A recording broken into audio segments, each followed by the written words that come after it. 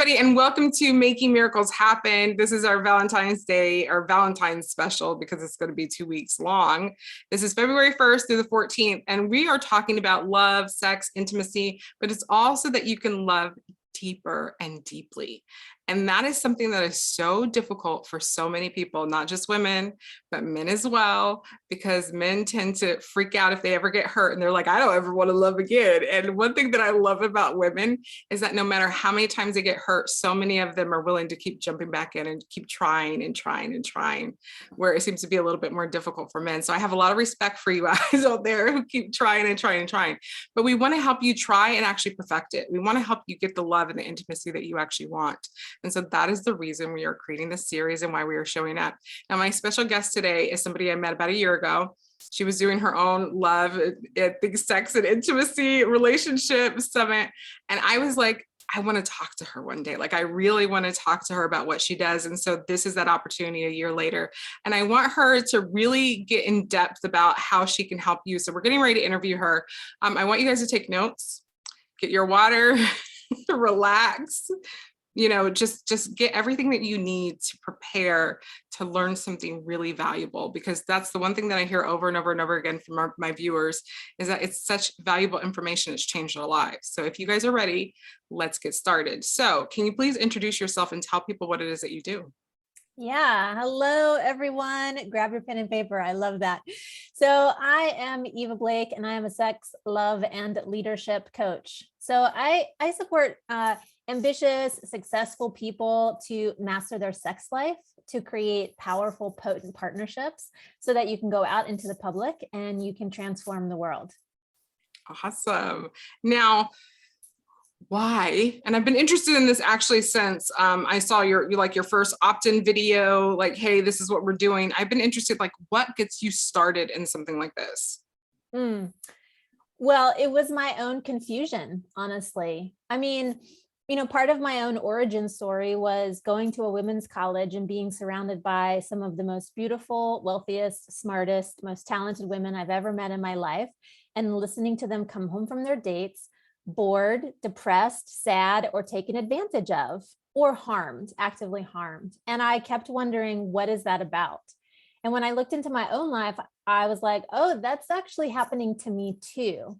And so I knew that it wasn't just me. So that really opened my eyes to really ask a lot of questions about what's happening in intimate relationships, what's happening with women's sexuality, why are we shown kind of media images of sex selling everything from cars to insurance to shaving cream, and then when two people, myself included, get into the bedroom with somebody, it's like it's like awkward, it's weird, or it's terrible, or it's downright terrifying.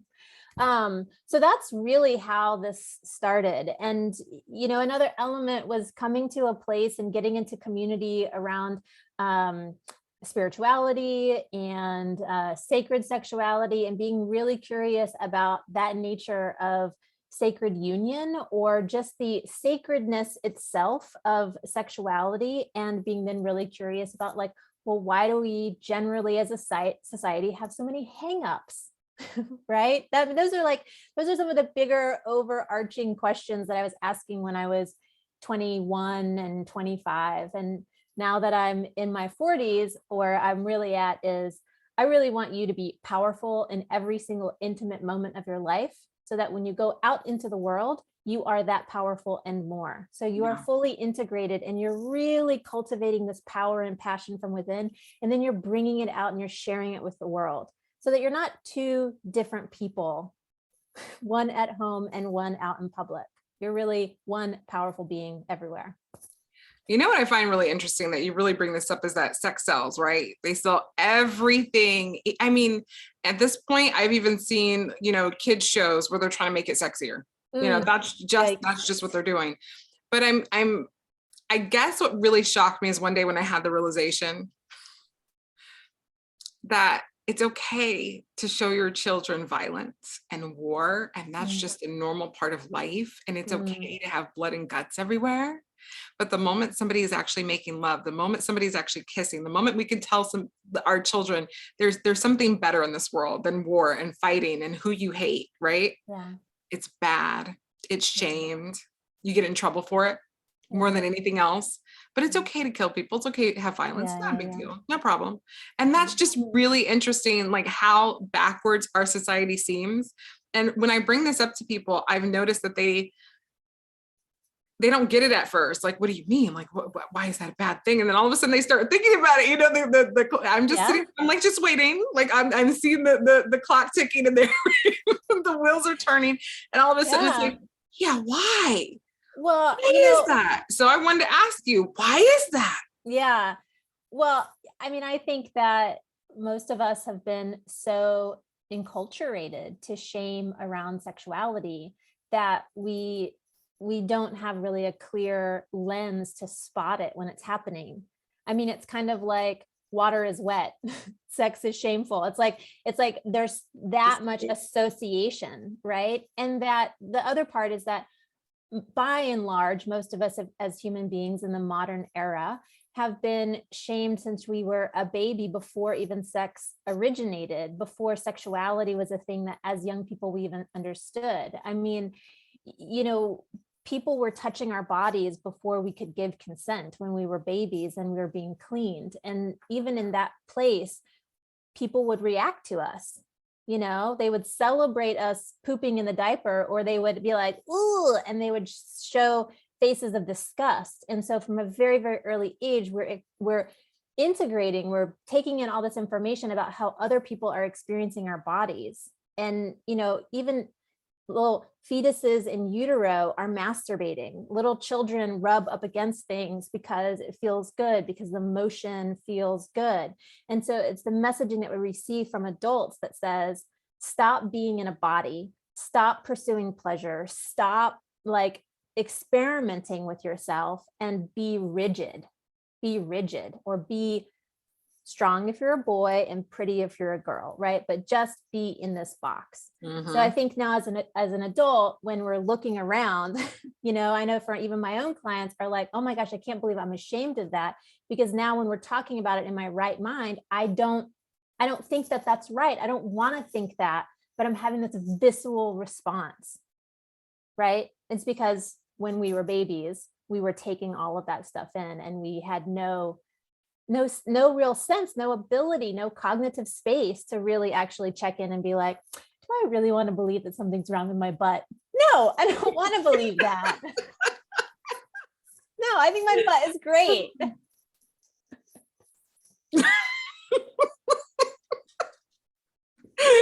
That's so funny. Oh my God. Yeah, because it comes throughout your whole entire life. Actually, I'm going to share this story real quick. I hope she doesn't get embarrassed by the fact that I'm sharing this at all.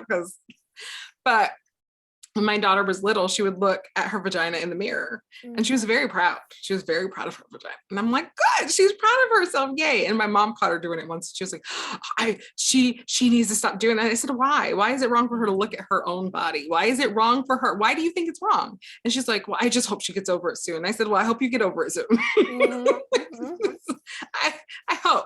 Way to go, Mom. Way to go. That's all I had to say, right?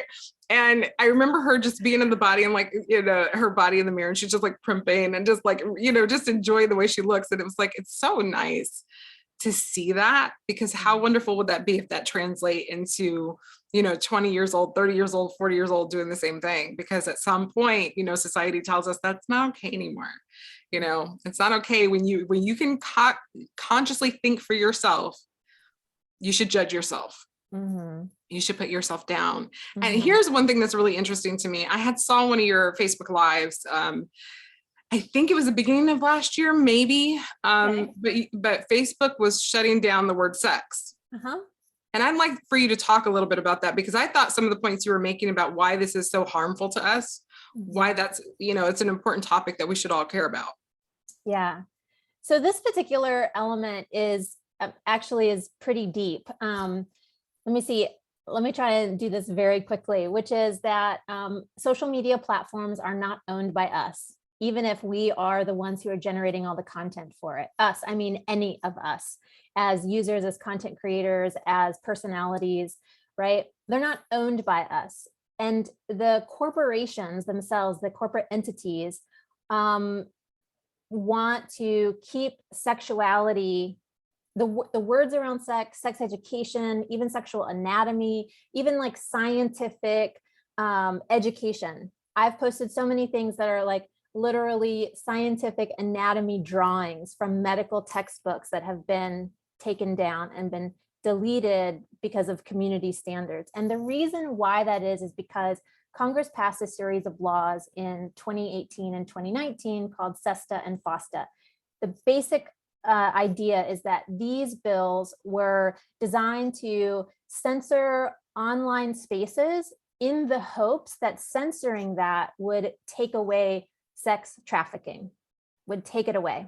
So if we just blanket all the internet spaces, and the law essentially said that if you are the corporation and anyone on your platform is perceived of, if we think that they are selling any kind of sexuality, then you can be shut down. Sounds like a cover up for something else. That's interesting. Mm-hmm. So it's much easier for Facebook or Instagram. And at the time it was Backpage and Craigslist and all other kinds of sexuality or dating related forums got the boot, because it's so much easier to just shut it down or to just block it than it is to be in any kind of curiosity or moderation or anything like that. So, for any of you who are out there, if you think that there's some sexuality professional that you want to follow, get on their email list, because everything else that happens on social media can be deleted and, taken away. I mean, I've even heard people who had their Google Drives completely deleted and all of their own homegrown content that they were just storing there, they weren't even publicizing it, was deleted. And if you're, other people who are in the sex field, like PayPal has taken money, stolen money, frozen accounts, not released the money to the person that was being paid under the pretenses that it was because of sexual services. So first of all, there's this like wedding, there's this hook where a lot of people believe that any kind of sexual service is the same thing as sexual exploitation, which isn't true. And that's part of this, as we were talking about, like when we don't have big, open, broad discussions with people about what sexuality is or what is consensual and non-consensual, then we get into a situation where our society believes that any kind of sex and money equals exploitation, equals trafficking, equals everybody should go to jail for instead of education. Yeah. Instead of empowerment, pleasure, possibility, between two or more people, consensuality, so that's a basic gist of why, what's happening on social media, what's happening on the internet. And just like, it's so paradoxical. It's so, I'm losing my words around it because I kind of get hot under the collar about it a little bit, because I'm like, oh. Well, and one of the biggest problems that I see is there's always something, there's always a motive underneath the motive, and that we're not always aware of. And I hate when it's under this guise that somebody did something wrong, and so therefore everybody should be punished, instead of looking at the people who are doing what's wrong need to be taken off the platform so the people who are doing what's right can do their thing. And because there's negative things in every doctors. You have doctors who exploit, who abuse, and you have doctors who are great and phenomenal. You have psychics that pretend that they're psychics and they're fake and they take people's money. You have real psychics. You have coaches that pretend they know what they're doing. It's in every single field. Absolutely. And so many people look at one person that did something wrong, go, I don't like any of those people now. Right. It doesn't matter if it's the color of their skin. It doesn't matter if it's the career choice. We tend to look at one person doing something wrong and then group it up into everybody. And our government seems to be the one leading that if you look at it, right? So it's really important, I think, for just as individuals to be able to think for ourselves and to realize in every single situation, there's going to be the negative and there's going to be the positive, and learning how to only attract that positive, or only how to pick it out. How to know when something is wrong so we can stay away from this and go towards this, because I think that was some of what you were talking about in the Facebook Live too, is that having this open communication and with people, even on social media or whatever it is, it helps you not shut down. So you are aware of the dangers out there. You are aware of keeping yourself safe, correct? Yeah, absolutely. And The place where I come from is really less about looking out for the dangers and really, really being intimate with yourself to such a degree that you know what you want. A big pillar that I work with, I mean, my company is called Liberating Desire. So this is all about freeing your desire, not just like your carnal desire, but like really answering the question for yourself, what do you want? What do I want? Because honestly, I don't know even how to find the red flags if I don't know where I'm going. Right. Yeah. So me personally, I'm less concerned about what is I should be afraid of or the red flags. I'm really much more focused on what do you really want? Because the other part of that is that there's so many of us who've been fed so much information about what we should want or how we're supposed to be, that we are not really intimate and clear and available to explore that for ourselves. There are so many people who have been told to one degree or another, don't want what you want, or have taken that in to think, I'm not allowed to have an opinion. I'm not allowed to have a desire. I'm not allowed to even, as you've said, think for myself. Right. And I think that's really the foundation of where I work with folks, is when we know that, at least we know where we're going. Mm-hmm. Even if it's just 3 steps forward, and then we're like, oh, that's actually not where I wanted to go. Cool. Great. Where do you want to go now? Right. And that's actually a lifelong curiosity and a set of questions, because, now at 41, the thing that turned me on at 41 is not what turned me on at 21. My body is totally different. Yeah. Right. Yeah. I've had so many different kinds of experiences that the things that I was excited about and afraid about at 21, like I've done that. So I'm not afraid of them anymore. And maybe I'm not even excited about them because I've already done it. Right. Yeah. And so like who we are and how we change over time actually gives us more opportunity to answer that question. What do I want? What do I want now? What do I want now? What do I want now? And what do I want, maybe the next decade or the next, 2 decades of my life to be like, when I'm thinking about my body, my sexuality, and also who I want to share that with. Yeah. I'm going to say we're coming to the end of this interview, and I really think that this is important just for me to mention, I feel like, to my audience, which is, back in my mom's time, there was a lot of parents, and some of them do it now today, but there's a lot of parents who don't teach their girls about periods. Mm-hmm. They don't prepare them for what a period is. They don't prepare the women for what sex is. It seems like the men would know, but the women wouldn't. And what they felt like it was doing was it was protecting their children. That's what they believed. But then I hear these horror stories of women who have periods and they don't know what it is. Like, they're like, what is coming out? I'm dying. I remember one girl told me she went to her mom. She's like, oh, I'm dying.